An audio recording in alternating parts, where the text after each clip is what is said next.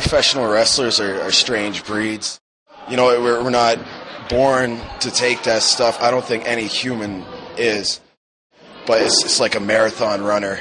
You train and you train and you train, and you know you build.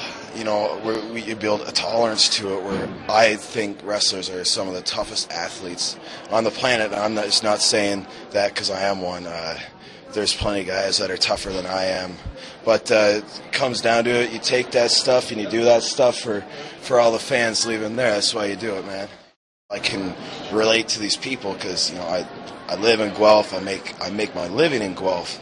And, you know, I see some of these people that are here today, you know, I see at the mall, right? Mm-hmm. And you know, I used to rag on Guelph so hard. You know, but living and especially working beside these people, Guelph's a really special city, and I'm ecstatic that I moved here. Oh, I've been doing it since I was 21. I started training. Yeah, 21 I started training. I went to a horrible school, the Hart Brothers School of Wrestling in Cambridge, but man, I made the most of it, and you know, here I am 4 years later. Small time, but still living the dream, right? I've sacrificed so much for wrestling because I love it.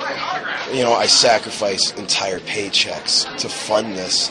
I've, you know, destroyed 4 relationships with girls I was going to marry. When I was growing up as a kid, I didn't have any friends.